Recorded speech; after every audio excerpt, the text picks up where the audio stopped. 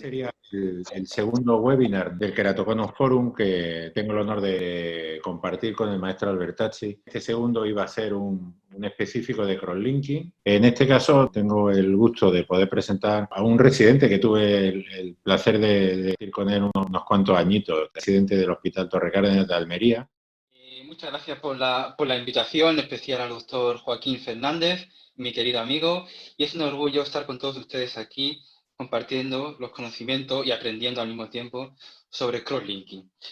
Haré un breve resumen de la evidencia existente actualmente en cuanto a las diferentes técnicas y sobre todo técnicas, pero también protocolos. Como bien sabemos, hay tres factores esenciales durante la técnica de crosslinking. El oxígeno se ignoró durante años y fue la causa de muchos resultados insatisfactorios en los pacientes sometidos a la técnica de crosslinking. En este trabajo vemos como con las córneas con niveles de oxígeno normales al 21%, el efecto conseguido con el crosslinking aumentó de forma significativa. En cambio, cuando se eliminaba el oxígeno y se ponía helio en la cámara que empleaban, pues se vio que el nivel de tejido corneal disminuyó considerablemente. Por lo tanto, el efecto biomecánico del crosslinking tenemos que saber, o se sabe, que es oxígeno dependiente. Este otro trabajo demuestra cómo cuando se enciende la máquina de crosslinking, el consumo de oxígeno es muy rápido, con una recuperación muy lenta en el tiempo una vez que apagamos esa máquina. Hace años se publicó este otro trabajo sobre el consumo epitelial de oxígeno, que era 10 veces superior al consumo estromal de oxígeno. De ahí la importancia de una eliminación epitelial uniforme. Todo esto empieza en el 99, aunque se publica en el 2003 con Wollensak, demostrando que el crosslinking aumentaba el diámetro de las fibrillas del colágeno del estroma, generando una mayor resistencia de la biomecánica corneal. Son múltiples las técnicas de crosslinking de que disponemos actualmente, desde el crosslinking estándar o convencional hasta el crosslinking personalizado. En cuanto a los protocolos, tenemos varios. El protocolo de Dresden, que usa una potencia de 3 milivatts durante un tiempo de 3 minutos. Bien sabemos que cuando eliminamos el epitelio, pues la córnea debe quedar con un espesor mínimo de 400 micras para proteger al endotelio. Pero claro, hay pacientes con keratocono avanzado donde los espesores son inferiores a 400 micras, y de ahí que surge el protocolo de Jaffe con el uso de la riboflavina hipotónica para hinchar esa córnea y llegar a ese límite de 400 micras. En cuanto al protocolo acelerado, según la ley de Bunsen-Roscoe, sabemos que indica que una reacción fotoquímica se mantiene constante si la energía total administrada es constante. Por lo tanto, a menor tiempo de irradiación y mayor poder que usemos, conseguimos el mismo efecto de rigidez corneal si usamos un mayor tiempo con una menor intensidad. Debería, en condiciones teóricas. En este trabajo se observa cómo disminuye el efecto biomecánico del crosslinking conforme vamos aumentando el poder del crosslinking en esa córnea. Por lo tanto, concluyen de que el alto consumo de oxígeno por las altas intensidades puede ser un factor limitante con una disminución de la eficacia o la eficiencia del crosslinking a largo plazo. Este trabajo es interesante, se hizo en ojos de cerdos. Establece múltiples grupos desde el convencional de 3 milivatts hasta 90 milivatts.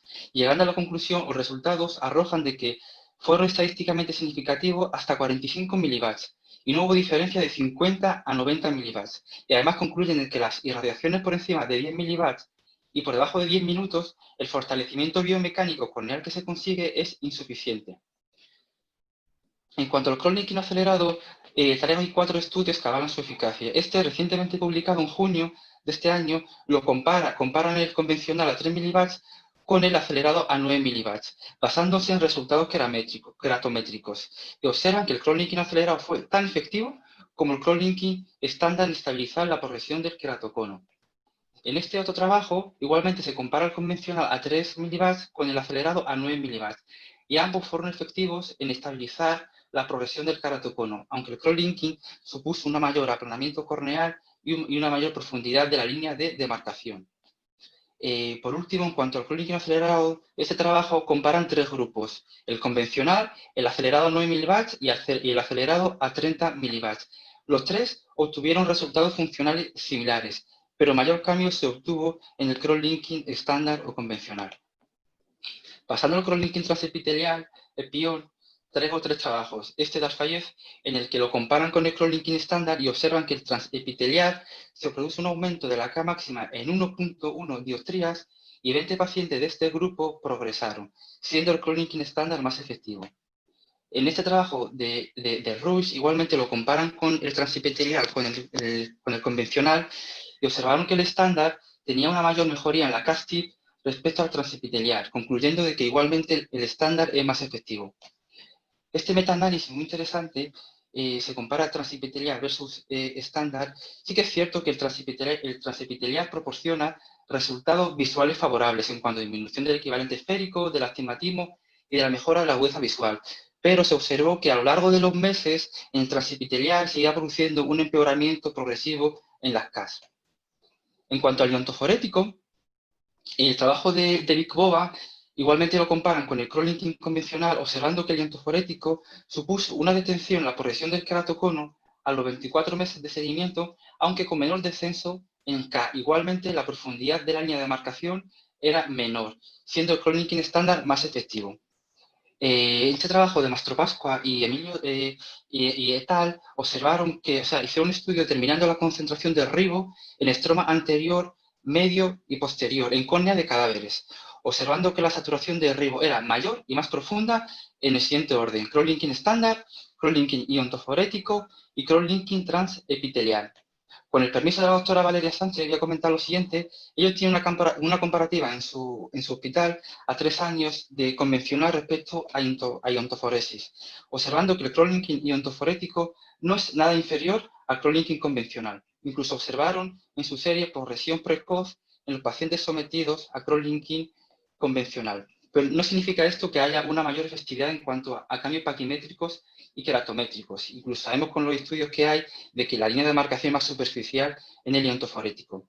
Ella comenta en un webinar previo de que probablemente la técnica iontoforética, si conseguimos hacerla de forma pulsada, aumentamos la efectividad por esa reoxigenación de esa córnea. Incluso comenta que funciona en pacientes pediátricos. Y además, en pacientes pediátricos sabemos que las estasias son más agresivas con una mayor tasa de recidiva.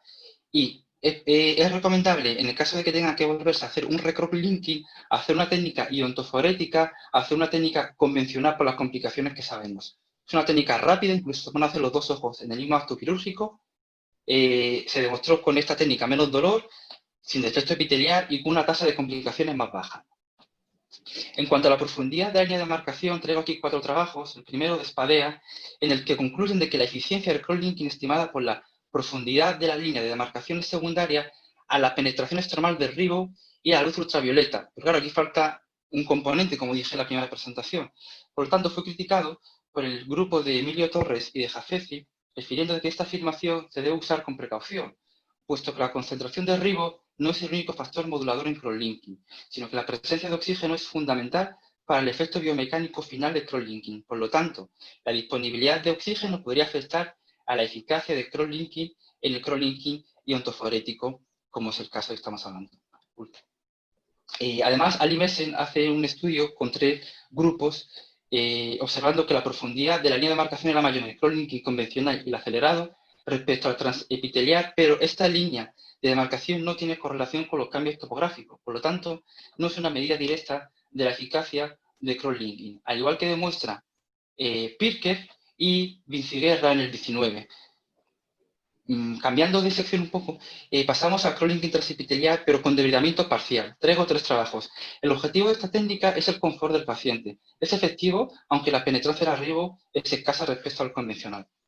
En este primer trabajo no se desepiteliza la zona más adelgazada y se observó, a pesar de ello, de que la estabilización de la ectasia corneal a los 9 meses era buena. En este otro trabajo se utiliza el disruptor de Dias para llevar a cabo microperforaciones epiteliales en los 9 milímetros centrales.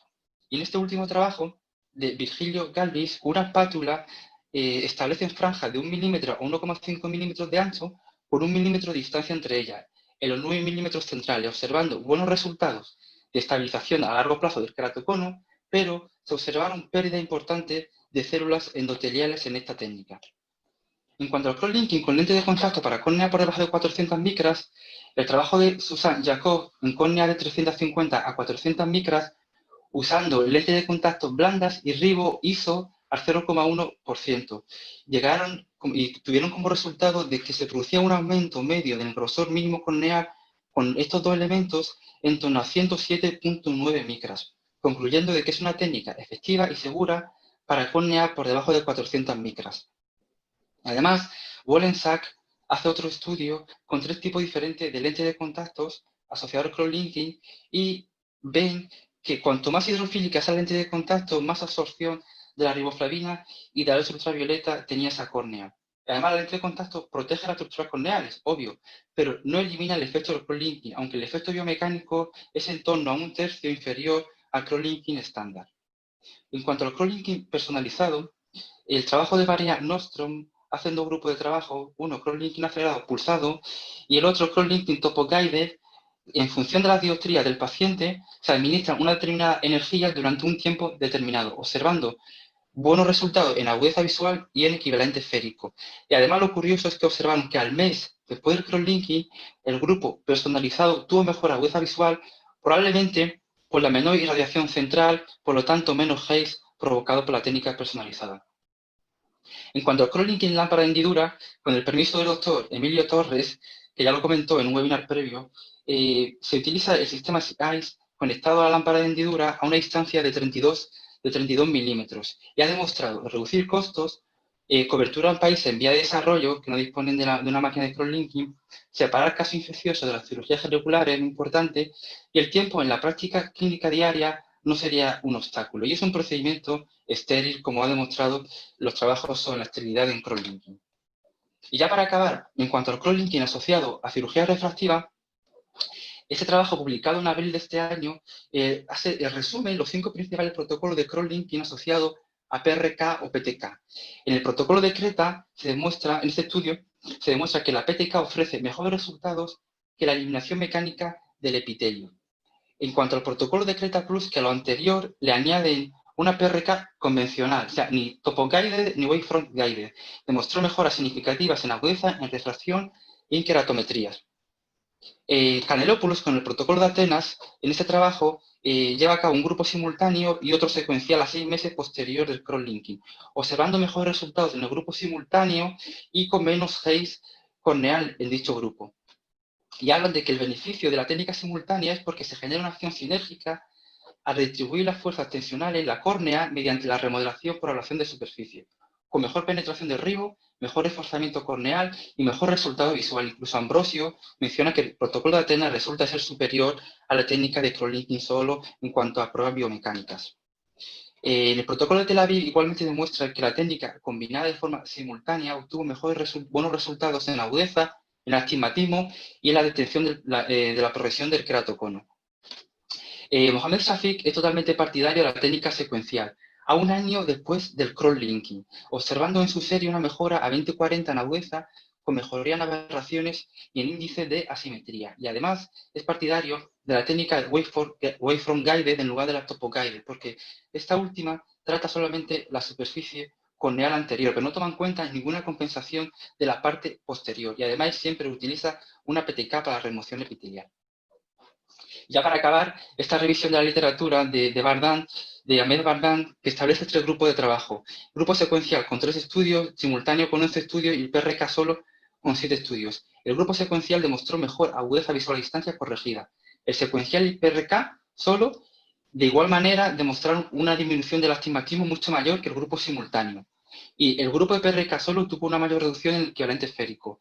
Y como curiosidad corneal se observó en el 100% de los estudios del grupo secuencial y en torno al 55% de los estudios del grupo simultáneo y de PRK solo. Y como conclusiones, pues ya para finalizar, bien sabemos que la disminución del oxígeno limita el efecto biomecánico del cross-linking, el protocolo de Dresden sigue siendo el gold estándar, el cross-linking acelerado a 9 mW es suficiente para conseguir una buena eficacia de la técnica de cross-linking. Para córnea por debajo de 400 micras actualmente tenemos la ribo hipotónica, las lentes de contacto blandas y pendiente de publicación para este año por el grupo de Emilio Torres y de Jafeci, los protocolos sub 400 y sub 250 que en función de la energía, o sea, del grosor corneal al que se enfrentan, pues utilizan una determinada energía. Se han obtenido resultados satisfactorios con el cross-linking iontoforético, con menor tasa de complicaciones y se pueden hacer los dos ojos en el mismo acto quirúrgico. El cross-linking transepitelial, como bien dijimos en el metaanálisis, produce un empeoramiento a lo largo de los meses de las CAN. En cuanto a la técnica de cross-linking asociado a cirugía refractiva, los partidarios de la técnica simultánea es por evitar el consumo de tejido endurecido, y los partidarios de la técnica secuencial es por evitar los problemas tardíos de epitelización. Gracias.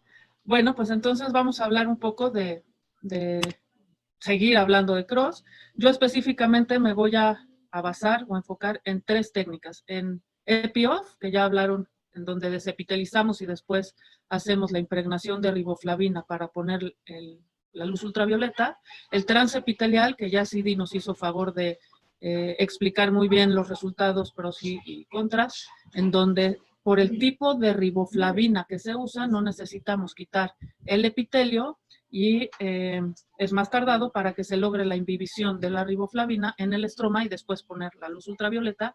Y EPI-ON, pero a través de iontoforesis, en donde mediante cargas eléctricas, y la riboflavina viene previamente cargada, se logra que en 5 minutos se haga una inhibición completa del estroma corneal y después podemos poner la luz ultravioleta.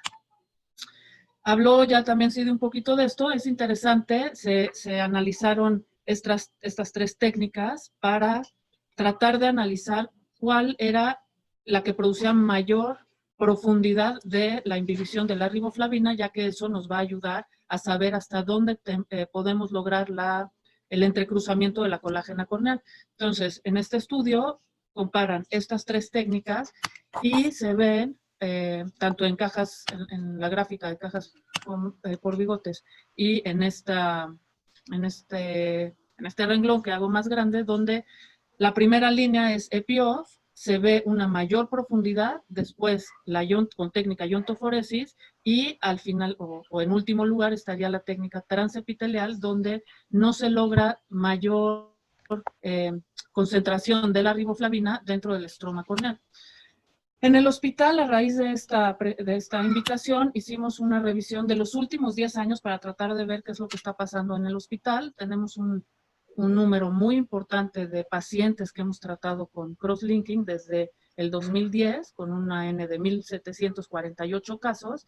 Tenemos el 2012 perdido, probablemente en ese año no hicimos mayor cosa, estábamos todavía probando la técnica de Dresden. Cómo hemos ido aumentando, y en el 2019 algo pasó, no sé por qué tuvimos una baja importante, y en el 2020 tenemos 83 pacientes realizados, y probablemente esta disminución ha sido porque llevamos 4 meses con la pandemia, con el hospital bastante limitado en cuanto a cirugías y a su acceso. De todos estos pacientes, 85% son técnicas realizadas para ectasias, ya sea para evitar la progresión o alguna de las otras técnicas, y un 15% lo hemos hecho en pacientes con infecciones, que es el grupo de PAC crosslinking. Y del lado derecho vemos en el círculo interno, hicimos un 19% ambos ojos al mismo tiempo, 40% ojo izquierdo y un 41% ojo derecho. Si elimino el que hicimos ambos ojos, nos queda que hemos realizado 49% de ojos izquierdos y 51% de ojos derechos. En el 2015 hicimos este breve análisis donde queríamos ver si el Dresden era igual de efectivo que, más bien que transepitelial o iontoforesis eran igual de efectivos que la técnica de Dresden o EPI-OFF. Y aquí podemos ver que en el 14 empezamos con iontoforesis y en el 15 ya aumentó incluso nuestra curva de EPI-OFF por la comodidad que ya nos explicó Sidi. Menor tiempo, en 14 minutos puedes hacer un cross con iontoforesis, siendo que el transepitelial te toma 1 hora y el EPI-OFF te toma 45 minutos. Entonces es mucho más fácil hacer iontoforesis. Estos son nuestros números, EPI-OFF versus transepitelial versus iontoforesis, con un total de 192 pacientes. Y lo que pusimos fue, si aumenta más de 1 dioptría de queratometrías, lo íbamos a poner en rojo. Si se mantenía igual, se pondría en amarillo, y si disminuía más de 1 dioptría de queratometrías, lo pondríamos en amarillo.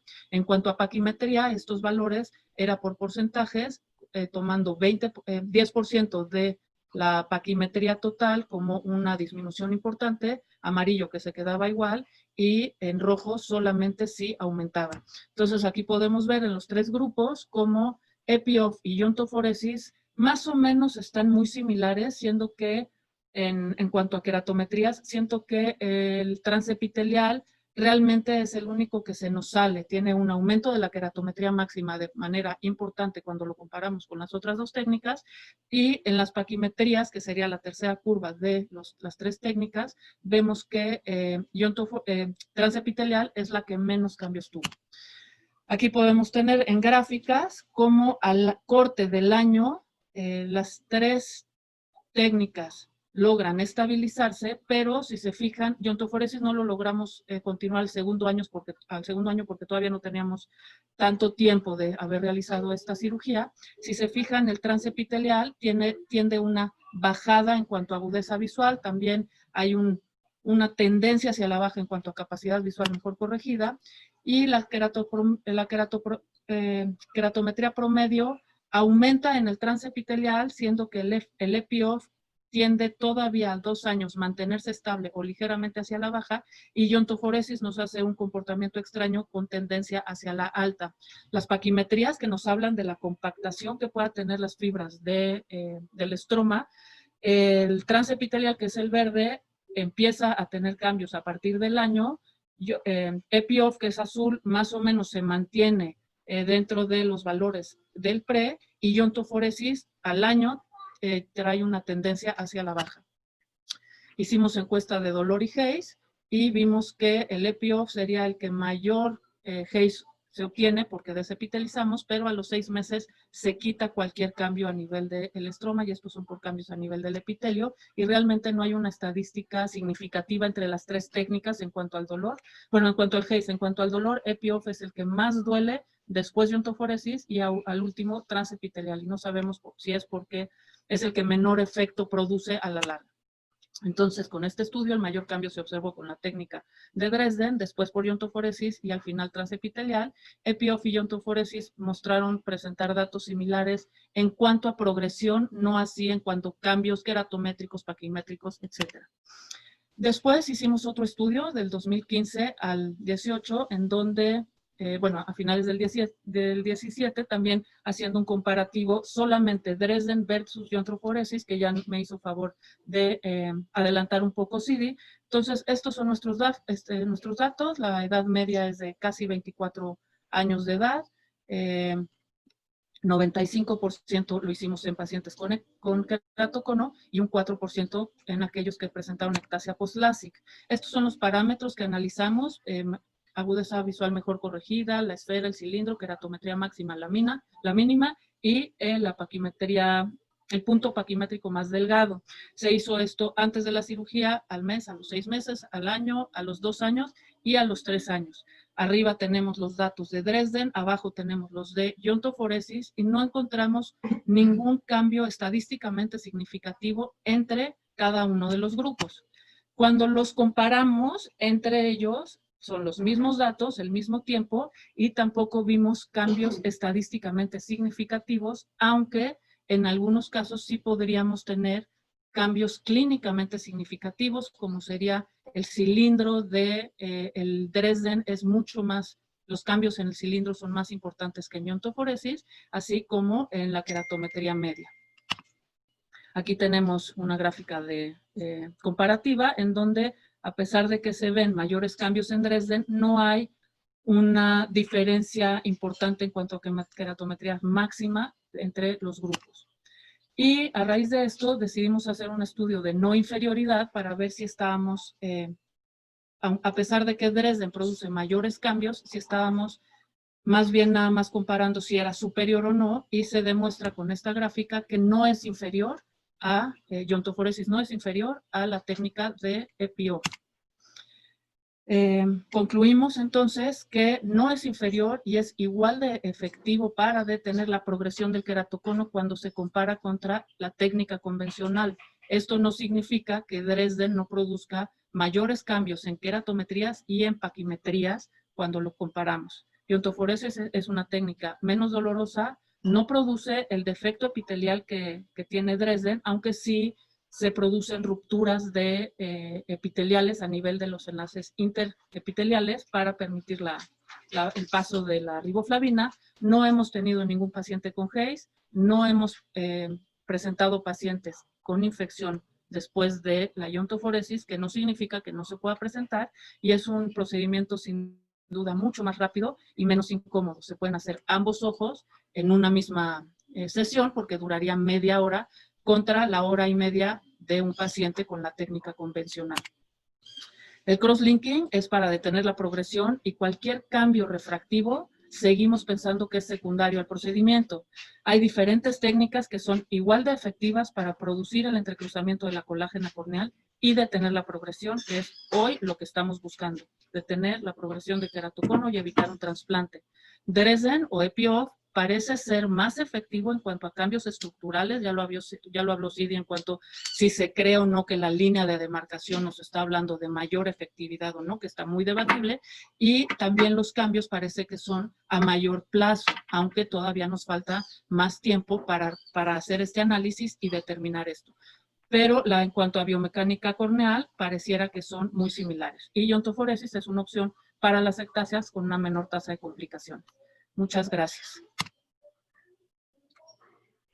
Gracias, Valeria. Una pregunta muy rapidita, Valeria, sí, para la gente joven que nos esté escuchando y quiera meterse en todo este mundo y que a lo mejor pueden dar un poquito perdida, ya que seguro que sabe que el crosslinking, cuando hablamos del protocolo de Dresden, es el que empezó con Theo Seiler, que fue, digamos, un nombre paradigmático que tenemos que tener todo en la cabeza. Él define en aquel primer protocolo que hay que quitar el epitelio para que tenga mayor efecto y tal. Hay otros protocolos que ya hemos hablado de EPI-OFF que se mantendrían con ese dudoso eficacia cuando son comparativas. Y si en un minutito solo, Valeria, nos comenta para esta gente la iontoforesis, ¿en qué basaría su mecanismo? Para que lo tengamos en cuenta. Entonces, iontoforesis es una técnica en donde con una rejilla metálica y una riboflavina precargada, se coloca la rejilla metálica en el ojo del paciente y después se pone un electrodo en la frente o en alguna, nosotros lo ponemos en la frente porque es lo que recomiendan, se pone en alguna parte del cuerpo para que haga tierra. A través de cargas eléctricas, en 5 minutos se logra, con un voltaje específico y una potencia, se logra hacer que la córnea se impregne completamente de esta riboflavina que está cargada eléctricamente. Una vez que se termina de hacer este proceso, se retira la canastilla metálica, quitamos todos los cables y entonces procedemos a aplicar la luz ultravioleta, que son 10 minutos por 10 miliwatts, pensando en la ley de Roscom, donde si aumentas la potencia tienes que disminuir el tiempo y no achicharrar la córnea. Entonces puedes jugar con los tiempos. Podríamos buscar hacerlo al menor tiempo si aumentamos el voltaje, pero es básicamente lo que se busca con la iontoforesis. Muy bien, muchas gracias, Valeria. Entonces, claro, la tendencia que estamos viendo es ver cómo reducir los tiempos, que eran tan grandes en el protocolo de Dresden, para mejorar la productividad quirúrgica, y luego intentar no tener que eliminar epitelio por la comodidad del paciente, ¿no? Lo único que tiene crosslinking, la iontoforesis, es la forma de penetrar, porque después te deja usar cualquier aparato que vos tengas. Es la droga en sí y la forma de que ella penetre dentro de la córnea. No habla de aparatos. Los aparatos son los que estás acostumbrado a usar. Bueno, le damos la bienvenida a Gustavo Tamayo. Muchas gracias. Saliéndome un poco de lo que hemos hablado, porque primero que todo tengo que agradecer a Joaquín y a Roberto por el honor de estar aquí compartiendo podium, 2 presentaciones estupendas que clarificaron muy bien los avances del crosslinking, todo lo que hemos caminado desde aquel año de 1999, cuando Theo Seiler empezó a hablar del crosslinking. Ustedes saben que yo he sido un defensor de los tratamientos del queratocono para aquellos casos que tienen intolerancia a los lentes de contacto, etc. Debo aclarar que tengo varias asociaciones, entre otras con Glauco Saavedro, que es el crosslinking acelerado, y por supuesto con Johnson & Johnson. Cuando hablo de cirugía refractiva en queratocono, me refiero básicamente a la cirugía con excimer láser, no a los anillos intraestromales, que por supuesto también son ampliamente usados, y Roberto es un referente mundial en ese tema. Estoy hablando únicamente de la SEC-PRK, vuelvo, insisto, como lo he insistido en mis presentaciones y en mis trabajos, que el LASIK está absolutamente contraindicado en este tipo de procedimientos. Quiero hablar un poquito de lo que es la combinación de crosslinking con tratamiento de PRK en los casos de queratocono.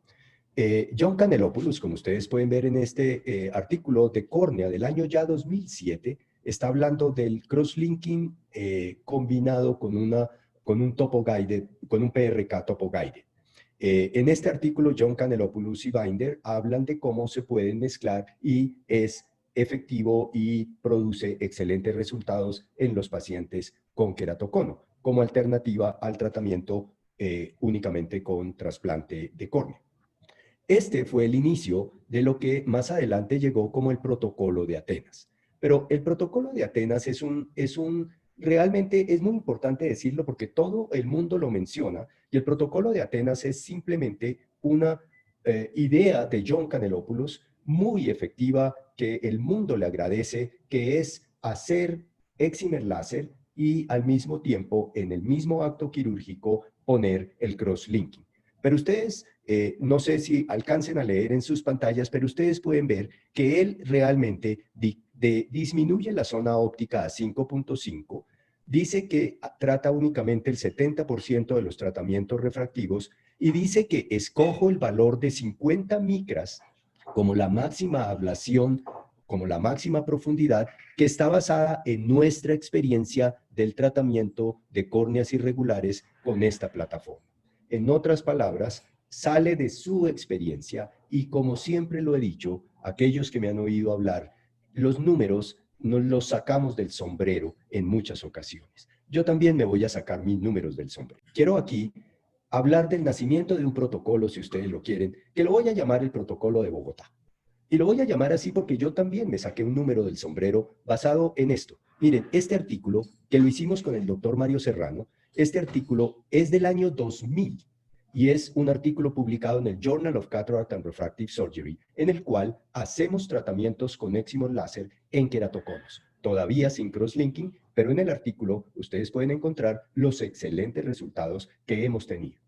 De esto seguimos hablando en este otro artículo del año 2003. De esto también habla, por ejemplo, Edward Manche de Stanford, habla sobre este tipo de tratamientos de excimer láser en queratoconos. Y en el año 2009, Gulani publica su libro en el que nos mencionan y hacen referencia a tratamiento de excimer láser para el queratocono. El protocolo de Atenas salió en el año 2011, en ese artículo que les mostré de John Canelopoulos.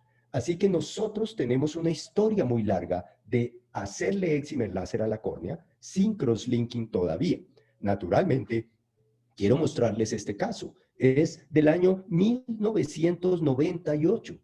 Y ustedes pueden ver un queratocono pre y un queratocono post PRK con excimer láser. Y pueden ver los resultados en el año 99 en el OrbScan, todavía no teníamos Pentacam. 14 años después, en el año 2012, el Pentacam, el paciente continúa viendo solo PRK sobre un queratocono. Este es 18 años más tarde y ustedes pueden ver acá córnea de 300 micras y sin embargo el paciente sigue, como ustedes lo pueden ver en el Wavefront, el iDesign de 18 años, todavía con muy buen resultado, con un pequeño astigmatismo y anteojos ocasionales. Lastimosamente por la pandemia, no pude hacer que cuando Roberto me invitó, el paciente viniera a mi clínica, pero el paciente me sigue diciendo que está divinamente 21 años y ya tiene sus hijos con queratocono a quienes ya les hice crosslinking, entre otras cosas, obviamente crosslinking sobra. Este último artículo, por si lo quieren ustedes anotar, lo publica Renato Ambrosio, muy honoríficamente para mí. Renato me menciona varias veces como artífice, que no lo soy, de los tratamientos de excimer láser en los queratoconos, y este es un caso, reporte de un caso de 15 años de solo PRK en queratocono sin ningún cambio.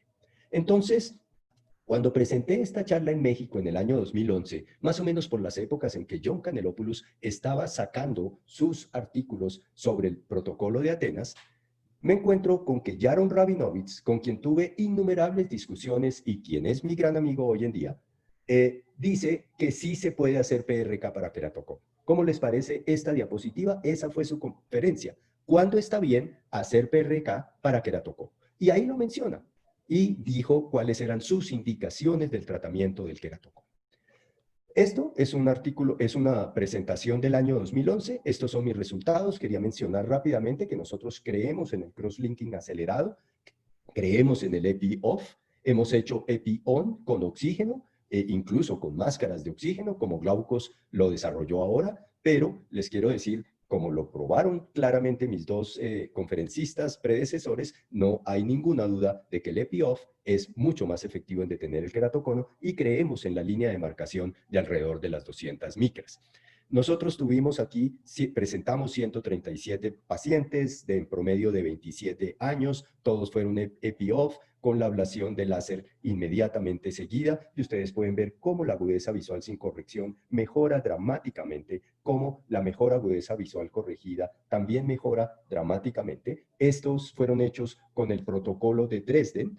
En el año 2011 fue cuando cambiamos al cross-linking acelerado porque nació Avedro, pero estos pacientes fueron hechos con el protocolo de Dresden y ustedes pueden ver que tuvimos mejoría en todos los aspectos, en las aberraciones, en el coma, en las queratometrías, en las lecturas, y ustedes vieron en la visión, y no tuvimos ningún cambio desde los 6 meses. Ejemplos que puedo presentar muchísimos. Este es el preoperatorio y ustedes ven aquí el posoperatorio con el adelgazamiento de la córnea, pero son pacientes estables. El Custom View, el Wavefront antiguo y el Wavefront nuevo, y ustedes quiero que vean el excelente resultado, el gran cambio que tiene y la notoria mejoría, miren ustedes, en las aberraciones totales y la notoria mejoría en el coma. La cirugía refractiva en el queratocono es posible, por supuesto, que hablo que no se puede en queratoconos severos, curvaturas mayores de 54 dioptrías, paquimetrías inferiores a 400 micras. ¿Cuánto tejido se puede retirar? Este es el protocolo nuestro, no hay límite, pero debe respetarse el concepto de 350 micras de tejido residual después del tratamiento, considerando las 50 micras del epitelio. No entiendo que exista un protocolo que me diga que le quite 50 micras a un queratocono de 500 micras como si fuera un queratocono de 420 micras. Por eso me saqué del sombrero este número, que lo llamé el protocolo de Bogotá, obviamente es un cuento, pero 350 micras de tejido residual es el límite que propongo basado en la experiencia que ustedes pueden ver, desafortunadamente, mucho más de 20 años tratando queratoconos.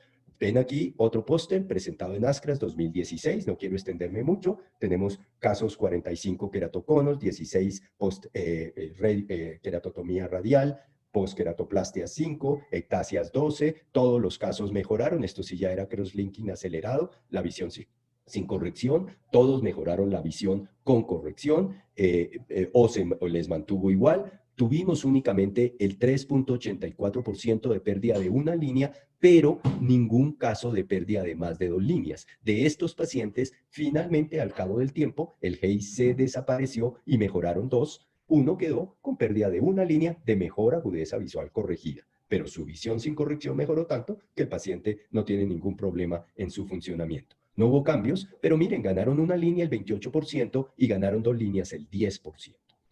Entonces, tuvimos también mejorías en las aberraciones, en el coma, lo que siempre juzgo, las queratometrías mejoraron, en la Kmax del Pentacam y nuevamente un ejemplo, ustedes ven el pre, pueden ver el post 2 años después, un paciente estable, el Wavefront preoperatorio, el Wavefront 2 años después, un excelente resultado, un paciente que deja de depender de sus lentes de contacto y ese es el paciente más agradecido que tenemos en la clínica. Un ejemplo, solo porque también los combinamos con anillos intraestromales, no quería realmente pasarme, pero ustedes pueden ver este ejemplo, es el preoperatorio, el postoperatorio, con una notoria mejoría, lo mismo que ustedes pueden ver el preoperatorio con 3 dioptrías de astigmatismo y cómo se reduce a 1.20 más 0.25, obviamente un paciente muy satisfecho con sus anillos intraestromales.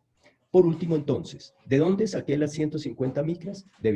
Las 350 micras de 21 años de experiencia, igual a como John sacó sus 50 micras de todos sus años de experiencia en el tratamiento del queratocono. Este fue nuestro primer artículo publicado de la combinación de Wavefront con cross-linking acelerado. Este artículo se publicó en Clinical Ophthalmology en el año 2017. Este lo acabamos de publicar en el año 2020, mayo del 2020, el artículo en el que tratamos 47 ojos con queratocono con notoria mejoría de todos los estándares, notoria mejoría de la visión.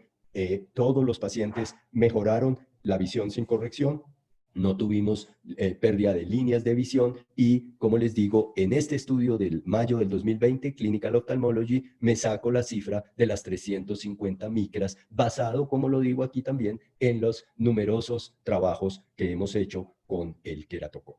En conclusión, la cirugía refractiva combinada con cross-linking, con el cross-linking y el método que ustedes quieran, la iontoforesis me parece un excelente método que no practico por la rapidez de movimientos en la clínica, produce una mejoría de todos los casos leves o moderados de queratocono. Solo los lentes de contacto rígidos le dan visión aceptable a esos pacientes y se hacen intolerantes. Nosotros tenemos tratamiento efectivo, seguro, sin pérdida de 2 líneas de visión. En estos casos el tratamiento lo recomendamos con cross-linking porque creemos que hacemos mejoría topográfica y hacemos mejoría también mejoría de la visión, de la refracción. Y dejamos las 350 micras de espesor residual. Muchísimas gracias. Gustavo, la verdad, muy buena presentación. Que íbamos a empezar la discusión. La primera pregunta viene del chat, del doctor Noé Rivero.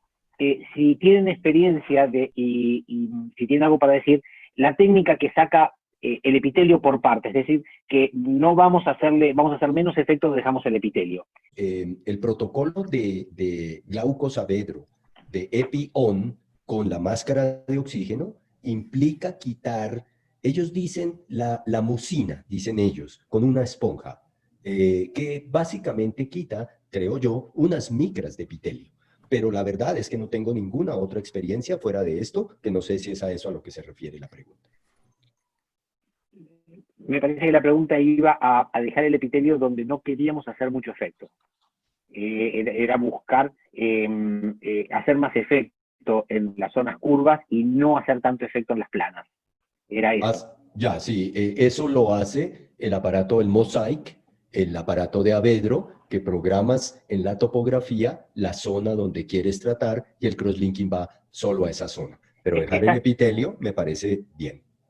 Bien, has tenido ya oportunidad de usarlo, lo estás usando de rutina, contame algo de gracias. No, el Mosaic no lo estamos ahora utilizando nuevamente, lo usamos, tuvimos experiencia, casi 8 meses de trabajo con él. Es un excelente aparato, tiene eye tracker, es digamos que un paso muy adelantado, pero en este momento, a raíz de esto de la pandemia, etcétera, la compañía estamos conversando para ver cuándo lo volvemos a tener en la clínica. Hay una tendencia de dejar epitelio en las zonas donde no queremos de que haya mucho crosslinking y quitar el epitelio de las zonas que queremos que el efecto sea mayor. De hecho, Julia Roberts también describe está empezando a describir que la biomecánica de la córnea no se ve alterada en toda la córnea en su totalidad, sino que se ve mucho más afectada en la parte donde está el thinnest point y donde está el cono. Entonces hay un grupo que, por ejemplo, Carlos Arce es uno de ellos, que propone utilizar un lente de contacto con bloqueo de UV para la zona periférica de la córnea. Nosotros en Salud también hemos hecho un grupo de pacientes donde hemos desepitelizado selectivamente con un PRK de 3 a 4 milímetros sobre el cono y hemos dejado el epitelio intacto alrededor con resultados leves hasta 1 o 2 años, ¿no? Pero lo que busca es hacer eso, hacer mayor crosslinking en las zonas donde está el cono. Y hay otro grupo también de que lo que hace es al revés, que deja una pequeña isla de epitelio encima del punto más fino para proteger el punto más fino en córneas que son límites y hacer crosslinking alrededor, ¿no? Entonces a eso se refiere. Yo pienso que esto a futuro va a funcionar. Yo pienso que con el mosaico van a haber diferentes tipos de energías para diferentes zonas de córnea y lo veo provisorio a futuro, ¿no? Por ahora la evidencia es corta. Sí, y si os parece, por poner también la última tendencia que nos proponía Avedro, están apostando por hacer crosslinking asistido con oxígeno, ¿vale? La gran apuesta que están teniendo ellos con la idea de no tocar epitelio, y en lo que están, y la gran polémica es lo que presentaba Theo Seiler, el que hablaba un poco de su, bueno, un poco estaba escéptico con respecto a esa tendencia. Pero si os parece, y entrando, Roberto, si te parece, entrando ya directamente en el debate, las preguntas que proponíamos, yo creo que no, entre todos los que estamos acá, no nos cabe la más mínima duda que nos plantearíamos el hecho de hacer cross-linking, independientemente de asociarlo o no con cualquier otra técnica. Hay un metaanálisis que nos dice que si se va hacia un cross-linking asociado con anillo, sería ideal hacerlo en el mismo momento. También Gustavo nos planteaba quizás técnicas con láseres Siemens, pero si os parece, siempre va a estar basado con el concepto de progresión. Roberto nos planteaba al principio el hecho de que dejáramos asentado un poco cuáles serían los conceptos, los criterios de progresión que podemos. Entonces, sobre la progresión hay mucho debate. Nosotros no tenemos una respuesta cierta. Hay muchos estudios dicen entre 0,75, una dioptría, algunos dicen 6 meses, 1 año. Y normalmente dicen los estudios sobre K máximo. Como Siria ha mostrado, uno de nuestros estudios que ha comparado diferentes métodos, ha visto que el K máximo ha sido lo mismo entre, por ejemplo, crosslinking con Dresden protocolo o K máximo lo mismo con acelerado o mismo con high fluence, que sea 7.2 joules. Entonces, la energía total mayor. Y que la pregunta que tenemos que nos hacer es, ¿por qué el K máximo es lo mismo? Significa que el efecto de crosslinking también es lo mismo. Entonces, ese vale no solamente para nuestro estudio, como también para iontoforisis, como Valeria ha dicho. Entonces, nosotros sabemos que K máximo no es el ideal, el padrón ideal, sin embargo, nosotros todos utilizamos como padrón. Pero que nosotros pensamos ser lo más útil para hacer la comparación entre las cuerdas es el mapa diferencial. Entonces, si tenemos Pentacam, Galileo, que sea el estudio, comparamos antes y después. Esto para nosotros es el más sensible, o que podemos ver con más calidad, porque no veremos solamente un punto, no discutimos acá si K máximo es 0,75 más o menos, pero vemos toda la córnea. Un último punto importante es sobre la edad que han hablado. Entonces, es importante que la progresión en los chicos puede ser muy rápida. Muchas veces se da en 2-3 meses. Entonces, en los chicos es importante que se hable que debemos verlos con menos tiempo entre las consultaciones. Sí, yo uso no solamente el K máximo, sino que le hago un seguimiento al K-min, porque a veces el paciente, primera topografía, tiene un K-min y lo busco y lo ubico y lo sigo, porque a veces nos concentramos solo en un punto y nos olvidamos en el resto de la estructura de la córnea que comienza a cambiar. Entonces le hago un seguimiento al K-max y al K-min y también al Tines Point. Y también es la diferencia entre los flotadores y no flotadores, pero uso la densitometría corneal que la trae el Galilei, y ahí veo, porque a veces un paciente tiene una K que está aumentando y es flotador, y uno mira la densitometría corneal, y cuando la densitometría corneal comienza a bajar la queratometría máxima también.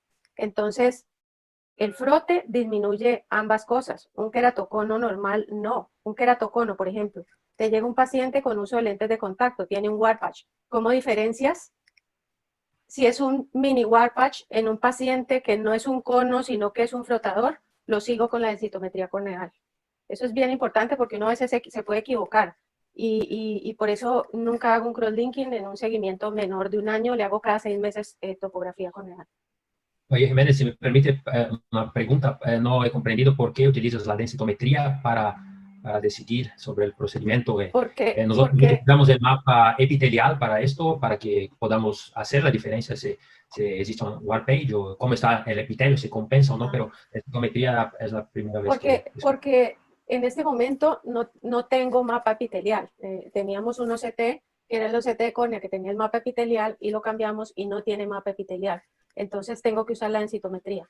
Exactamente, es por eso. ¿Pero por qué utilizas? No he comprendido. Sí, ok, espera, si la densitometría ha cambiado, por ejemplo, cambia. O ha la densitometría cambia. Si tienes un efecto de frote, la densitometría puede estar en 30 y el paciente deja de frotarse y baja la densitometría a nivel del epitelio, aproximadamente tiene que bajar a 18 o 15. Más o menos baja 12 densitometría. Muy Perdón, interesante. ¿cuáles son los valores normales de densitometría entonces? ¿Son diferentes para el epitelio? Todo depende de donde tú lo pongas. Yo lo uso el del Galilei. Entonces, el del Galilei tú pones, depende de donde te ubiques, en qué parte de la córnea. Obviamente yo me ubico en la parte anterior de la córnea. Y en la parte anterior de la córnea tú tienes pacientes normalmente de 15. 15, 15, 15, 15. Y en los flotadores se sube a 30, dejan de flotarse y empieza a bajar esa densidad. ¿Me entiendes? Y yo no veo tan rápido el cambio en keratometría como si lo veo ahí. Y no tendría, no, digamos, eso no es patología, no, pero es la manera que yo tengo para hacer la observación y sobre todo de no confundirme si hay una real progresión o no. E bien, hoy lo tema que más me gusta de estudiar y hablar es crosslinking, más que anillos, Albertassi. Es el tema del momento, ¿no? Porque hay muchas dudas, hay mucha cosa para se discutir y eso es muy interesante para nosotros, ¿no es verdad? Bien, empezando por la pregunta de la evolución, creo que es muy importante para una persona como yo que trabaja en un hospital, que es escuela, que si hay residentes, de tener un protocolo muy duro para seguirmos, para hacer la indicación o no hacer la indicación de procedimientos como crosslinking, por ejemplo. Para hacer ese protocolo, o tema es la sensibilidad. ¿Quieres hacer mucho crosslinking o poco crosslinking? Si quieres hacer mucho crosslinking, lo mejor es hacer por mapa diferencial. Porque com mapa diferencial, tu vai mirar e pode ter uma diferença em um sítio que tu não imaginava que teria uma progressão. Então, é realmente uma ideia boa, com muita sensibilidade.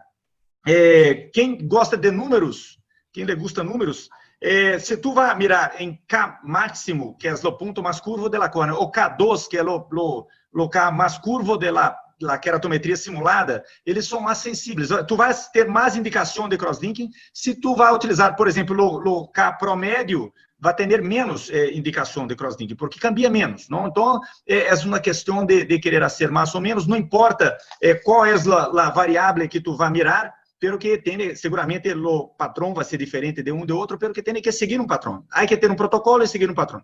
Em lo hospital que eu trabalho, nós outros miramos para o K2, o K mais curvo de la keratometria simulada. E quando é maior que 0,75 dioptrias em 6 meses, hablamos que é um caso que não está estável e temos que tratar. Pero que há um ponto muito importante, que para nós outros, há que ter 2 medições para confirmar a curvatura corneal, porque pode ser que o paciente dormiu sobre a mão ou frotou os olhos e isso cambia a curvatura e tu vai ser uma indicação de crosslinking e não necessitava. Eu tenho aqui incluso um mapa de câmbio de keratometria de mês a mês. Mire, se tu saca alguns meses e faz um acompanhamento de 5 a 5 meses, mire, aqui está. Tu podes não ter a sorte de ter pouca diferença, pero que aqui, mire, deste mês para este, 5 meses de diferença, há indicação de crosslinking. Pero que se tu estivesse mirando este paciente de mês a mês, não teria indicação, porque foi uma sorte. Um dia estava muito baixo, o outro dia, estatística, flutuação de medida, estava muito alto, não é verdade? E isso nos permite compreender, porque há muitos trabalhos de crosslinking que habla que crosslinking diminui a curvatura corneal. Por que diminui? O principal motivo é que tu tens uma flutuação de curvatura. Quando tem um pico muito alto, tu vai ser a indicação de crosslinking. Porque a tendência é que a próxima medida se llegue cerca da média, de valor promédio, que vai ser mais baixo. Isso se chama em estatística, que se chama a condução para o valor promédio. Então, quando tu tens uma flutuação de medidas de keratometria, e quando tem um pico, tu vais indicar um procedimento, tu podes pensar que provavelmente é bem possível que a próxima medição vai se quedar mais abaixo. Então, tu tens, em los trabalhos de crosslinking, normalmente, a primeira medição, habla-se que diminui a keratometria e depois vai se ter uma estabilidade. Então, tem que ter muito cuidado com isso. Então, para não ter esse problema, a ideia de nós outros em nosso hospital é ter 2 medições para ter a confirmação de que está realmente indicado o procedimiento de crosslinking. ¿Sí? Esto que comenta Federico es sumamente interesante, Robert. Está hablando de la regresión a la media, porque si realmente hacemos solamente una medida, probablemente estemos quedándonos con valores. Si hacemos una selección solamente tomando una medida, tiene poca fiabilidad esa medida. Sería interesante lo que él plantea, sobre todo cuando va a tener un efecto tan importante como tomar decisión en un tratamiento. Entonces, tomar quizás 2 medidas o 3, por el hecho de la regresión a la media, que es lo que plantea Federico, y parece muy razonable por las diferencias que puede dar el propio aparato, y sobre todo en este perfil de pacientes, y parámetros tan fluctuantes en un momento dado que pueden tener, me parece absolutamente razonable ese concepto cuando detrás de eso puede venir una decisión de un tratamiento. Por eso en los conos es, digamos, los que somos amantes de los discos de Plácido, es eso. O sea, eso es lo que te da el disco de Plácido de un topógrafo que no lo tiene. Es esa posibilidad de no tener un error a partir de un mapa de elevación para tener un mapa de curvatura. Porque si tú tienes un equipo que no tiene Plácido y viene mapa de elevación a un mapa de curvatura, puedes tener un factor de error por la fijación central. Con respecto a esto de la medida, hay un estudio muy bonito de Einstein, donde dice que si nosotros le hacemos 5 medidas iniciales y 5 medidas en el momento que estamos diagnosticando progresión, el cambio real en la curvatura lo podríamos establecer a 0.68 dioptrías. Pero si solamente tomamos una medida en el pre y una medida en el seguimiento, para poder obtener un cambio real estaríamos hablando de 1.51 dioptrías. Es decir, que las personas que tomamos un solo examen en el pre y un solo examen en el post, una dioptría es insuficiente para diagnosticar progresión. Entonces debería ser por lo menos entre 2 a 3 medidas en ambas tomas. Nosotros hicimos un estudio bastante bonito que está ahorita en revisión, en el cual le medimos a los pacientes normales y a los pacientes con queratocono progresivo y con queratocono no progresivo. Y la sorpresa para nosotros es que cuando los evaluamos al año de seguimiento, los pacientes normales y no progresivos tenían una variabilidad altísima, altísima. ¿Y eso es por qué? Porque la mayoría de los estudios, por ejemplo, el Bellin-Ambrosio, el display de progresión, está basado en estudios de repetibilidad que hacen la toma por el mismo operador en el mismo momento y 5 veces. Pero tú cuando evalúas a tu paciente, el que hace la toma, vino en el pre, se le hizo en la mañana y se le hizo un técnico, y el año siguiente se la hacen otra hora y otro técnico. Entonces la variabilidad, la medida es altísima. Nosotros deberíamos empezar, varios autores están empezando a decir que por lo menos empezar a pensar en 1.25 dioptrías para diagnosticar progresión. Otra cosa muy importante es que el consenso dijo de que debía haber 3 cosas importantes para definir progresión. Uno era tener un cambio paquimétrico, la otra era un cambio en curvatura y la otra era un cambio en elevación. Y la verdad es que nosotros también hemos analizado mucho cómo se comporta la paquimetría en progresión. Y de nuestros pacientes progresivos, solamente 10% de los pacientes tienen un cambio paquimétrico menor de 10 micras, o del 10%. Entonces no es lo que nosotros siempre creemos, que la curvatura va de la mano con la paquimetría.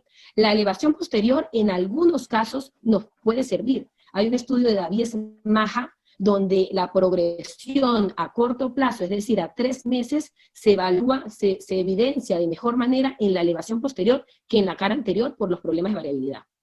Entonces, Alejandra, tú eres partidaria de, precisamente para eliminar ese ruido que nos puede hacer la variabilidad, el tomar una decisión conjunta con curvatura, elevación y paquimetría a la hora de tomar decisión.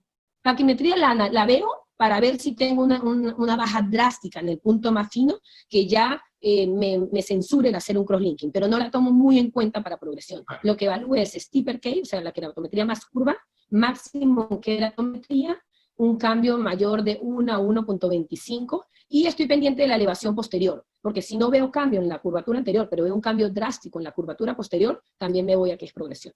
Vale, en 2 minutos, Emilio, y por llegar a lo que le apetecía al maestro Albertacci, que ha llegado a un consenso de las 3 preguntas que vamos a hacer. Danos en 2 minutos cuál es tu criterio en este sentido. El mapa diferencial. ¿Por qué? Porque, como Alejandra ha dicho, yo estoy de acuerdo, que hay una variabilidad que Federico nos mostrado, es que hay una variabilidad, pero esto sabemos hace mucho tiempo. La pregunta es, ¿cuánto variable esto es? Entonces, en queratoconos avanzados sabemos que cerca de 2.5 dioptrías podemos ver esta variabilidad. Entonces, para que tengamos certeza que está progrediendo en queratoconos avanzados, teníamos que tener 5 dioptrías, porque 2 veces la variabilidad. Entonces no hay sentido y yo creo que nosotros no necesitamos nos quedar solamente con uno index, podemos ver todos. Al final tenemos el K-máximo, K1. Creo que todos que nosotros hemos hablado acá son útiles y podemos utilizar todos juntos, porque uno solamente tenemos muchas limitaciones. Entonces nosotros acá utilizamos el mapa diferencial porque es el que podemos tener una visión más global de la córnea, embora salgamos que aún no es el ideal. Yo con respecto a lo que están hablando, yo tenía mi consulta en la clínica en el tercer piso y los topógrafos y tomógrafos estaban en el primero. Tuve que mudar mi consulta al lado de los estudios por la variabilidad. Me di cuenta de que los topógrafos que tienen solamente plácido, un Tomei solamente plácido, el estudio es instantáneo, pero tanto como el Pentacam como el Galilei, que tengo dos, tardan unos segundos, y esos segundos hay pacientes que lo toleran bien y hay pacientes que varía muchísimo, por eso es 5 veces. Ahora, la topografía de Tomei, podés sacarlo 3 veces y siempre es igual. El que hace solamente plácido es mucho más rápida la imagen que cuando utilizas otras energías, Genflux y OCT y todo eso son más lentas. Es que, digamos, el consenso mundial de queratocono, lo que lo desarrolló incluso con Theo Seiler, habla de los cambios de una dioptría de Kmax, pero también habla de los cambios en la mejor agudeza visual corregida. Paciente que pierda una línea de visión de mejor agudeza visual corregida. Y el tercer punto es el cilindro subjetivo del paciente, el cilindro que aumenta una dioptría o más. Todos esos 3 criterios son hoy en día el estándar de la progresión. Nosotros podemos discutir, digamos, de todo, podemos hablar de la variabilidad, pero hay un consenso ya, y ese consenso es una dioptría de la Kmax, una dioptría del cilindro refractivo y la pérdida de mejor agudeza visual corregida. Para serte franco, en niños, casi que con Theo Seiler, con Jafesi, que hemos hablado, hemos estado en el podium juntos, casi que decimos que en un niño que tenga queratocono y que ya esté pasando de las 50 dioptrías, no hay que demostrar nada, hay que hacer el crosslinking. Yo sé que pueden ser argumentos que nos dan para discusión de toda la tarde si quisiéramos, pero quiero decirles que el consenso mundial ya está de esos cambios. El cilindro refractivo también hay que considerarlo y la mejor agudeza visual corregida. Discúlpame que te interrumpí, Roberto. No, para nada, para nada. Yo, la verdad que este es un fórum para que todos hablemos y ir buscando consenso. Vos me decís, mi opinión, en los chicos no hay que esperarlo. Cuando ya está el diagnóstico tenemos que esperar muy poco. Los chicos tienen otras reglas, me parece, porque a mí me han explotado las manos. Esperando los 6-8 meses me explotaron en las manos. Entonces no quiero que me vuelva a suceder. Lo que vos decís de las 50 es verdad. No quiero que te exploten, porque te sentís muy mal. Estuvo ahí el paciente y no le propuse el tratamiento. La segunda pregunta era, ¿cuáles son los límites a la hora de realizar el crosslinking?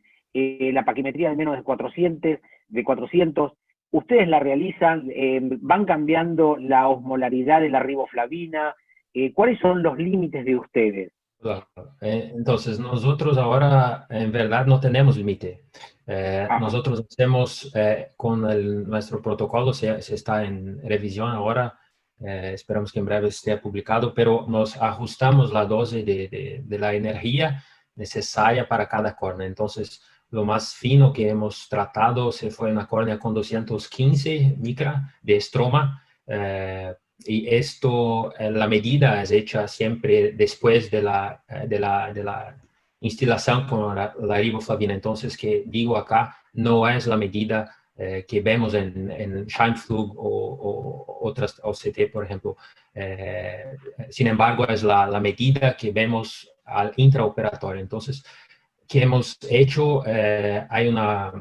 Mi colega Sabina ha publicado esto en JRS hace 2-3 años, una fórmula donde ella ha calculado, no solamente, he llevado en cuenta no solamente la difusión de oxígeno, pero también la concentración de riboflavina y el efecto de crosslinking en las reacciones tipo 1 y tipo 2, que las dos existen. Entonces he llevado todo en consideración, es una cuenta muy complicada pero hemos hecho ahora cerca de 50 pacientes y con un año hemos tenido alrededor de 90% de estabilidad. Con 2 años esto ha bajado un poco, creo que cerca de 80%, y muchos que yo he oído, me han hablado cuando yo, en mis charlas por los congresos sobre esto, antiguamente cuando habíamos COVID, pero la pregunta eran dos. Entonces, primero, el endotelio, ¿qué pasa con el endotelio? Y segunda, que 80-90% era una falencia muy alta. Entonces, la respuesta que tenemos es que, aunque lo que tenemos ahora es una contraindicación, entonces si la córnea es 300, hacíamos? No, este paciente no es posible de hacer crosslinking, está contraindicado, entonces vamos a esperar para que haga un DAL con penetrante. Entonces, para nosotros, cuando hemos empezado, si tuviéramos 50% de eficacia, para nosotros ya estaba muy bueno, pero hemos tenido más. Y la segunda cuestión que nos hacen mucho es sobre el endotelio. Entonces, ¿por qué hablamos de este número, 400 micra? Bueno, este número ha sido calculado, en fato no es un cálculo, ha sido una estimativa de la concentración de riboflavina que tenemos al nivel de endotelio. Entonces, esa estimativa ha sido hecha hasta 20 años aproximadamente. En aquel tiempo no se sabía cuánto de concentración teníamos a nivel de endotelio. Entonces, profesor Seiler, el año pasado, hace 2 años, han publicado ello, Theo Gander, el hijo, utilizando una microscopía por la primera vez, no una estimativa, sin embargo, el cálculo, una manera más precisa de sabernos cuánto tenemos de riboflavina al nivel de endotelio.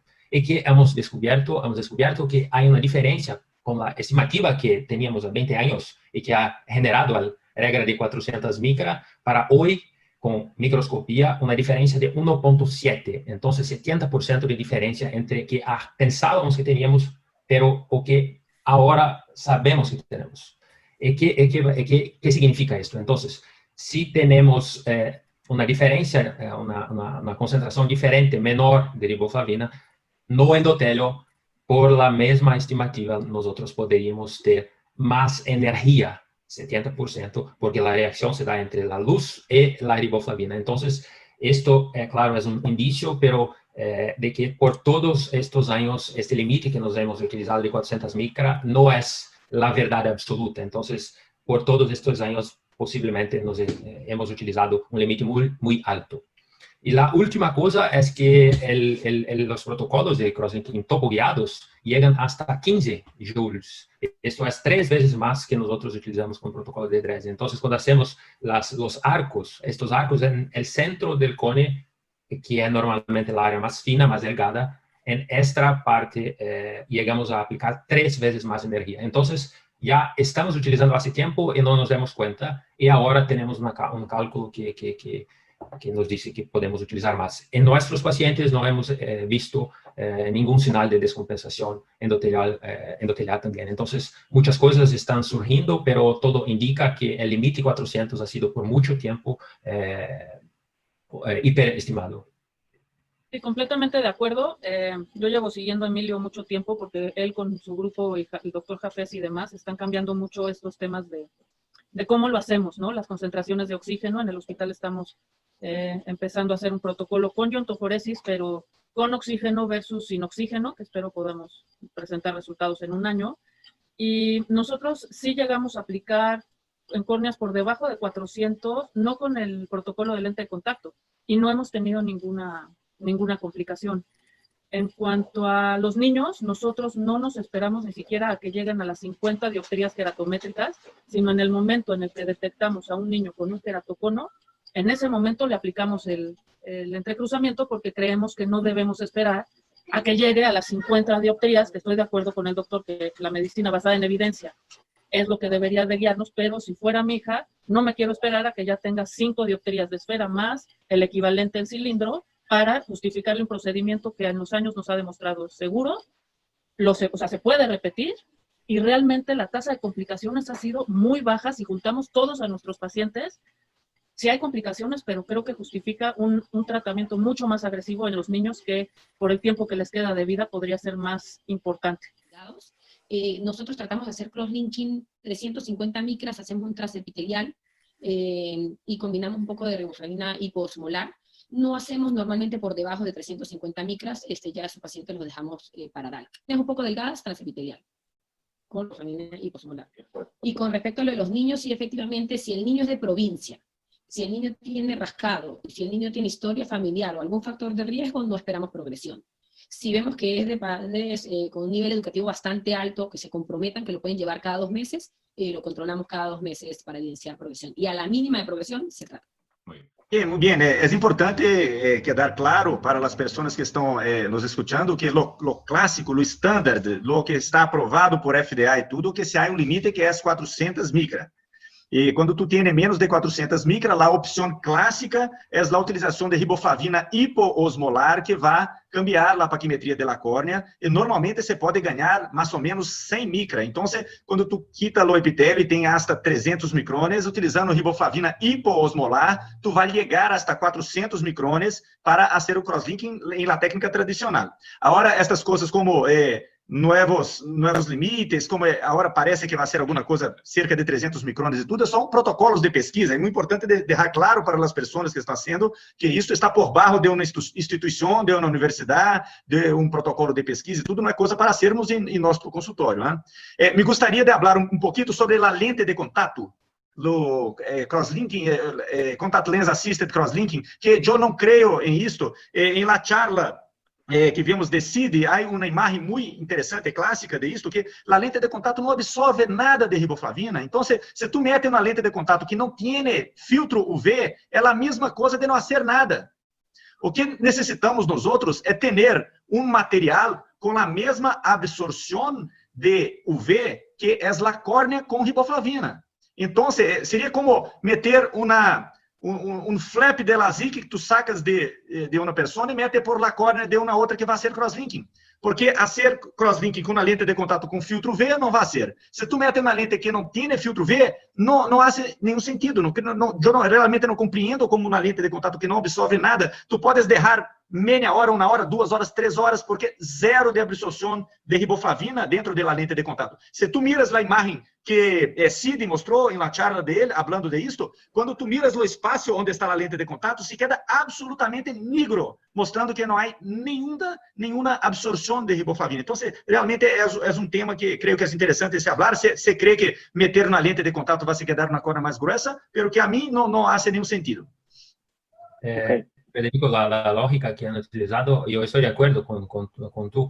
La lógica que han utilizado es que por poner una lentilla de contacto, la intensidad de la UV sería menor. Entonces, por esto han propuesto esta técnica, pero hay muchas limitaciones y nosotros también nuestro grupo ha publicado, y Volensack también, que hay una reducción por la queda del oxígeno en la córnea por la absorción cerca de 30%, y esto va a depender. Entonces, cualquier cosa que ponemos sobre la córnea que disminuya el oxígeno va también a disminuir el efecto. La última pregunta es, ¿la línea de marcación en la profundidad predice la eficacia? Ya, la línea de marcación, efectivamente la empezamos a medir durante muchos años. Nosotros hemos realizado mucho EPIOF y mucho acelerado transepitelial. De hecho, ahorita, hace un mes, nos han aceptado en córnea estos 2 grupos comparativos en niños con un seguimiento de 5 años. Y efectivamente, si bien en transepitelial conseguimos unas líneas de marcación mucho más superficial, entre 150 y 120 micras, y en el EPIOF conseguimos entre 250 y 300 micras, primero, no hemos conseguido una correlación entre la mejoría queratométrica y la profundidad de la línea de marcación. Habiendo dicho esto, yo sí, según los resultados que tenemos, sí me doy cuenta que el crosslinking transepitelial a largo plazo sí está demostrando otras formas que no lo demuestra el EPIOF. Por ejemplo, en nuestro grupo, primero publicamos hace unos años los resultados a 1 año, y hace 1 año no teníamos diferencia entre los 2 grupos comparativos. Y 3 años después publicamos a 5 años, y efectivamente el grupo EPIOF tuvo menor progresión, o sea, la tasa de progresión en el transepitelial fue del 10%. Entonces, si bien la línea de marcación no es premonitoria yo sí pienso que algo hay en el transepitelial que no se produce en el otro, ¿no? Creo que está más relacionado al tema de oxígeno, ¿no? Yo estoy de acuerdo con Alejandra.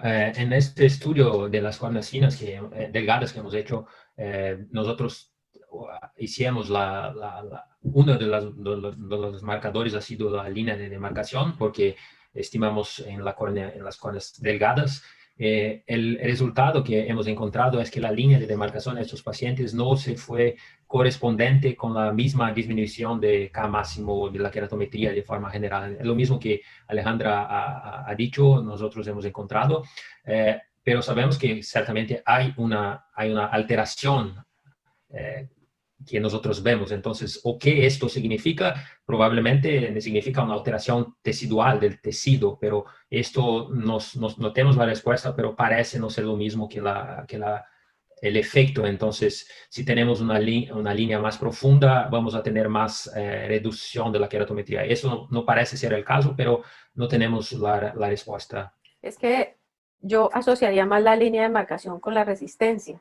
O sea, es la correlación entre el efecto. Si tiene un aumento de resistencia, si se sabe que el transepitelial tiene un menos aumento de resistencia y tiene una menor línea de marcación menos profunda, pues yo creo que se correlaciona más con el efecto de resistencia, los que han medido esto con el módulo de Young.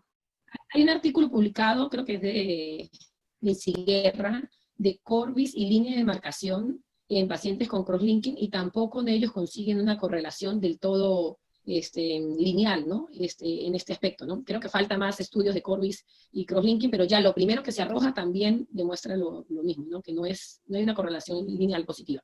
Muy bien, Valeria, ¿querías comentar? Sí, en el hospital el doctor Manuel Ramírez, que hace microscopía confocal, hizo un estudio de los 3 grupos, y el grupo de iontoforesis prácticamente no mostró línea de demarcación, y es nuestro segundo grupo en estabilidad. Eso a nosotros lo que nos habla es que la línea de demarcación no significa mayor o menor estabilidad. No sé si tenga algo que ver con la activación de los queratocitos que se muestra por microscopía, y hay un par de grupos que también están empezando a no correlacionar la profundidad ni la densidad de esta línea de demarcación con la efectividad de los procedimientos. Muy bien.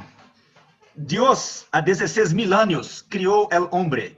E criou com a córnea que pode ser marcada com a linha de demarcação para nós outros mirarmos se crosslink está hecho ou não está hecho. Eu creio que isso é fantástico, não é verdade? Termos marcador na córnea para saber se crosslink está hecho ou não está hecho. Eu creio que isso é fantástico, me gosta muito. Albertazzi, eu vou falar de outra coisa. Eu vou falar o tema é EpiOn, porque creio que é minha última participação e me gostaria muito de falar. Que eu tenho hecho EpiOn agora e tenho tido muitas experiências, e a mais grande parte dos protocolos de EpiOn se utiliza algumas substâncias para cambiar o epitélio e permitir a introdução da riboflavina. O problema é que isso hace câmbio em epitélio. O epitélio é absolutamente transparente para o UV. O UV não é absorvido em epitélio, porque quando tu tem um edema por cloreto de benzalcone ou qualquer coisa, tu vai cambiar a penetração do UV. Então, a ideia melhor, que eu estou fazendo e gostaria de compartilhar com vocês, é a ideia do disruptor de Daya, que Cid falou a nós outros. Porque, o que é isso, Joe? Este aqui é de computador, mire. Como se chama isto? Um processador. Sí, processador sí. Tem miles de agujeritas aqui, e eu pedi para fazer uma secção aqui, para utilizar, para fazer pequenitos agujeritas em epitélio para penetração da riboflavina e não cambia o epitélio ao lado. Então, se permite a penetração do UV perfeita. Depois, eu evoluí, aí uma evolução, e cambiei para isto. As mulheres conhecem, não é verdade? Isso aqui é para meter na pele, para remover um pouquinho da espessura da pele. É desechável. Então, aqui também, mire, há miles de agujeritas aqui, ó, pequenitas, que tu haces assim e já haces os agujeritos, né? E se tu queres comprar um melhor que este, o que compro agora é este daqui, mire, desechável, e é mais ou menos o conceito de disruptor de Daya. E é o que estou utilizando agora, e creio que talvez essa seja uma boa ideia, porque tu haces os agujeritos e não cambia o epitélio adjacente ao lado, permitindo a perfeita penetração da UV. Em la charla de Cid, ele mostrou alguns artigos mostrando que EpiOff é melhor que EpiOn, porque diminui mais a queratometria. Mire, não é a função de crosslink diminuir a queratometria, isso não importa. E outra coisa, não importa também se o efeito de EPI-ON é menor que EPI-OFF. Importa se EPI-ON funciona, ao menos que um pouquinho. Se há alguns trabalhos falando que EPI-OFF dura mais ou menos 5 anos, EPI-ON dura 2 anos. Então, a diferença é hacer EPI-ON a cada 2 anos ou hacer EPI-OFF a cada 5 anos. É uma preferência do paciente. Hacer mais procedimento com mais segurança ou hacer menos procedimento, não é verdade? Então, essa é a ideia, já que aproveito para agradecer a invitação. É isso. Alejandra, ¿querías comentar algo? Algo que quería comentarte, de hecho lo manejamos en nuestra discusión, es que quizás tenemos que empezar a cambiar un poquito qué es lo que queremos en el paciente. Porque si yo tengo un paciente con una queratometría altísima, que quiere un flattening effect altísimo, pues ese paciente tiene que ir a EPI-OFF. Pero si yo tengo un paciente que tiene un queratocono bien leve y que quiere una estabilidad del queratocono con una reducción queratométrica bastante menor, entonces me iría para un transepitelial, ¿no? Entonces quizás también, concuerdo también con Vilcalo, el efecto del crosslink es la detección de la progresión y el efecto del flattening es un efecto adicional que tenemos que valorar para ver lo que queremos llegar a tener, ¿no? Entonces eso deberíamos empezar a cambiar el chip. Estoy de acuerdo en que el EPI-ON tiene menor efecto y lo uso cuando, digamos, como lo mencionó María Alejandra, cuando tengo un caso en el que es más profiláctico que cualquier otra cosa. Me gusta el EPI-OFF, tiene mayor efecto, no he visto esos casos. En los niños, de hecho, la epitelización para mí ha sido muy rápida, pero estoy de acuerdo en que tampoco podemos olvidar el EPI-ON como un método. Avedro Glaukos desarrolló un protocolo que es muy interesante. Con una esponja se limpia el epitelio fuertemente. Esto, dicen ellos, es retirar la mucina. En realidad, como dije, seguramente abre algunos pedazos del epitelio. Y segundo, pues se utiliza el abridor que es de ellos, de abridor de epitelio, y luego la riboflavina. Hay un protocolo en eso muy estricto y funciona. Tengo varios casos EPI-ON que muy satisfactoriamente están funcionando, se han quedado estables. Para serles franco, muy pocas veces he tenido que repetir en general en mi vida el crosslinking. Y he hecho niños de 6 años en los que el queratocono se detiene. No sé si porque el niño también aprende a que no hay que frotarse los ojos. Roberto, un poco como resumen, yo creo que el recorrido que hemos hecho en estas 2 horas ha sido sumamente interesante, ¿no? Hemos venido desde la evidencia de todo el resumen excepcional que nos ha hecho Sidi. Hemos entrado en 3 temas muy candentes, ¿no? El primero, la definición de progresión. Cada uno más o menos ha estado comentando sus criterios. Gustavo nos ha recordado un poco lo que en el consenso mundial se definió, un aumento de una diopteria en curvatura, en astigmatismo y una pérdida de una línea de agudeza visual. Y la reflexión que veníamos un poco todos a decir, si esto es consistente en gente joven, en niños, en gente mucho más joven. Los límites de la paquimetría establecidos por el protocolo de Dresden, los menos de 400 micras. Federico hablaba de seguir la evidencia, ¿no? Y aunque estamos esperando ansiosos los papers que publicarán prontamente Emilio, que ya nos comentaba Sidi y Jafifi, el hecho de que probablemente podamos buscar el apoyo en la riboflavina hiporomoral o incluso también el EPI-ON, como últimamente comentaba también Federico. Y la controversia de la línea de demarcación. Yo creo que cada vez hay más consistencia con respecto al hecho de que la línea de demarcación no sea un signo premonitorio del efecto que pueda tener el crosslinking. Yo creo que como resumen, si os parece, los deberes que nos tenemos que poner la comunidad científica en este respecto. No sacar conclusiones aisladas de papers que hayan sido publicados, sino que las decisiones que tomemos sirvan, o sea, que la información que recibamos a los papers publicados sirvan para generar nuevas hipótesis, que es sumamente interesante. Aquí han salido muchas preguntas, hipótesis de partida, de estudios, pero que tomemos decisión para aplicarlo a la práctica clínica cuando tengamos estudios comparando unos tratamientos con otros. Que vayamos lo máximo a trial, que puedan ser comparativos entre unas técnicas y otras, que es lo que probablemente necesitemos en este sentido. Mucho hincapié en la seguridad y en los resultados a largo plazo, yo creo que sería un poco el resumen. Y agradecer de nuevo a gente tan potente como la que hemos tenido a día de hoy. Roberto, si quiere poner punto final. Yo les quiero agradecer a todos. La discusión para mí fue un placer tenerlos todos juntos. Lo disfruté mucho, como dijo Gustavo. Aprendimos mucho, aprendí un montón. Me encantó tenerlos. La verdad que me gustaría repetir.